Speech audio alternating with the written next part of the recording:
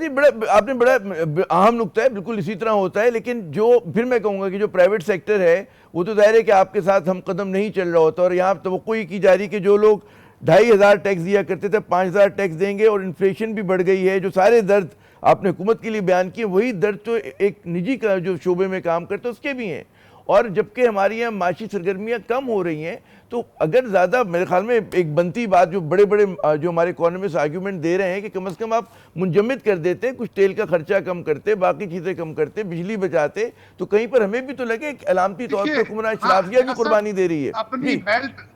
نہیں دیکھیں نا، گزارش یہ ہے کہ جو بجٹ آپ بناتے ہیں نا، بجٹ بناتے ہوئے آپ اپنا پچھلے سال کے اخراجات کو سامنے رکھتے ہیں، اور اس میں پروپورشنیٹ جتنا انفلیشن ہے اس میں اضافہ ہوتا ہے، جتنی تنخواہیں ہیں اس میں اضافہ ہوتا ہے.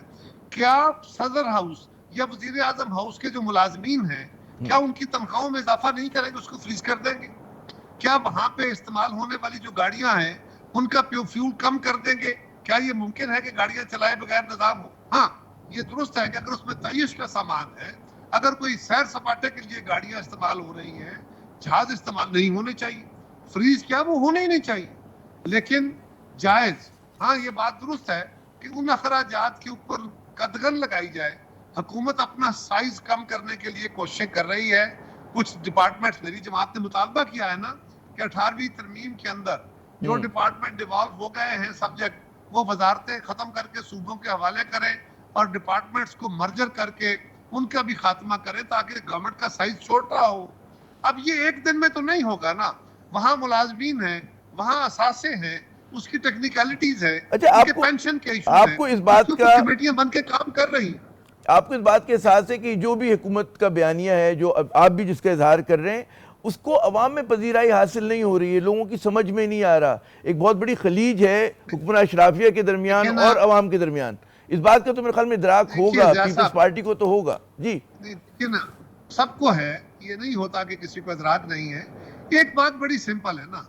آپ کا یہ کہنا میں یہاں کھڑے ہو کے تقریر کروں کہ گورنمنٹ کو چاہیے بجلی کا بل عام آدمی کے بس میں نہیں رہا، تو یہ بات درست ہے نا کہ عام آدمی کے بس میں نہیں ہے اور گورنمنٹ اس کو کم کرے. گورنمنٹ کو چاہیے کہ مہنگائی کم کرے، گورنمنٹ کو چاہیے کہ تنخواہیں 50% بڑھا دے، گورنمنٹ کو فلاں فلاں. اب ٹیکس نہ لگائے، یہ بات اچھی لگے گی نا سب کو. اگر گورنمنٹ کے پاس یہ کیپیسٹی نہیں ہے، یہ گنجائش نہیں ہے کہ وہ یہ کر سکے، تو انہوں نے وہ کرنا ہے جو پاسبل ہے، میں نے وہ کہنا ہے جو آئیڈیل ہے. اور آئیڈیل اور پاسبلٹی کے درمیان جو سفر ہے، اس میں گورنمنٹ کا بیانیہ جو ہے وہ تو تکلیف دہ ہے،